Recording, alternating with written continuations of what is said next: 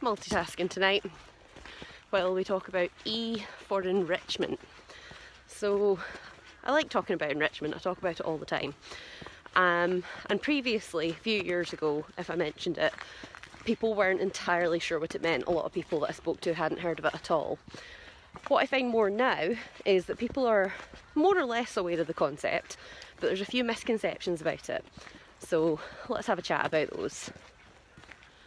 So misconception number one is that enrichment is just another word for mental stimulation. And there's a lot of overlap between enrichment and mental stimulation, but they're not the same. So mental stimulation is anything that works your dog's brain and makes them think and makes them problem solve. Enrichment is more about getting them to express natural behaviour and giving them an outlet for natural behaviour. So what do I mean by natural behaviour? So there's some really obvious ones. All dogs benefit from sniffing. So one of the easiest and cheapest ways of providing enrichment for your dogs is to take them somewhere new or somewhere very interesting and just let them sniff stuff. So sometimes I might be out with Gimli and Oliver and we might be out for an hour or two, but we'll only cover an area the size of a football pitch. And they are in and out of every bit of grass, under the bushes, in and out the trees, sniffing things and pouncing on stuff and just having fun. Other natural behaviour that they might benefit from is things like licking and chewing. And what you notice with that is that those are very calming behaviours. So some enrichment activities do include mental stimulation. Can I help you? Some enrichment activities are going to include mental stimulation. They are going to get your dog thinking and working. They're going to increase enthusiasm, increase adrenaline. But other behaviours are very calming and very soothing. So licky mats that you spread squeezy food on and your dog can lick it off.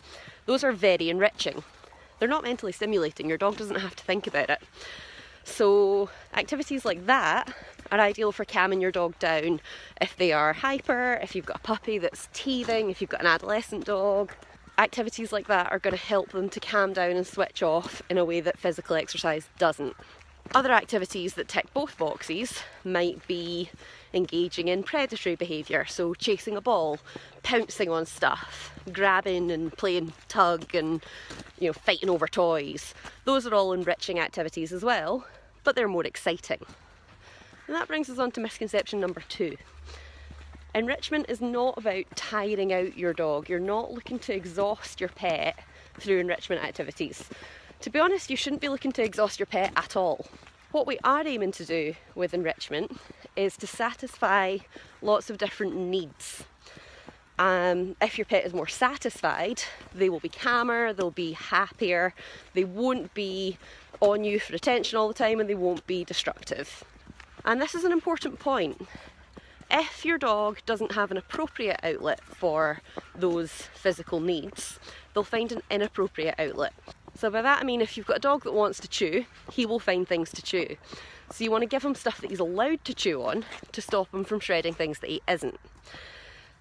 Shredding is actually another one. A lot of dogs actively enjoy shredding stuff. So if you give them things they are allowed to shred, like maybe you give them cardboard, maybe you give them something like a head of iceberg lettuce, hide some treats in it, let them tear it up, that prevents them from tearing up things like your cushions and your shoes. Doesn't mean they won't attempt to chew up the cushions or the shoes, but they don't need to. They're not expressing an unmet desire anymore, so you can just swap that thing that they shouldn't be chewing for something they should be chewing and let them crack on with it.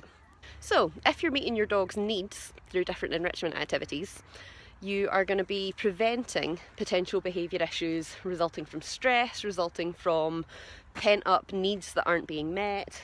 You're going to see a reduction in separation anxiety, you're going to see a reduction in potential aggression, any kind of stress behaviour.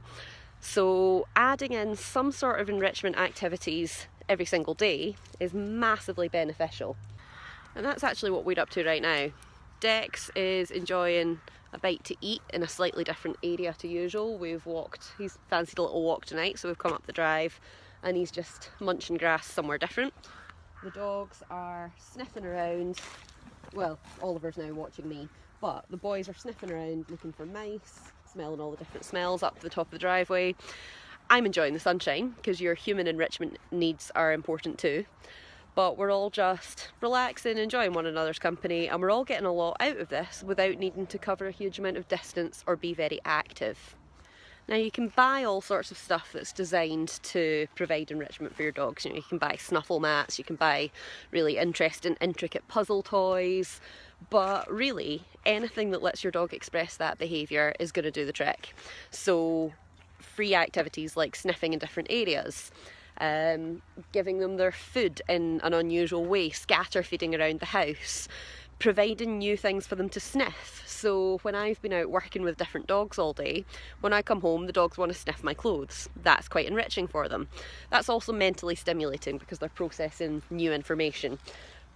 But equally, when I've worked with dogs that have been maybe on crate rest or haven't been able to get out of the house for a bit, we've done things like giving them used bedding from rodent housing. We've, borrowed cat blankets or horse blankets from other people and let the dogs sniff those. And that's massively stimulating for them without them having to move around and go anywhere. So you don't have to invest a huge amount of money or effort into finding or creating good enrichment opportunities. And just to finish us off, here's a little enrichment activity that my two had a lot of fun with.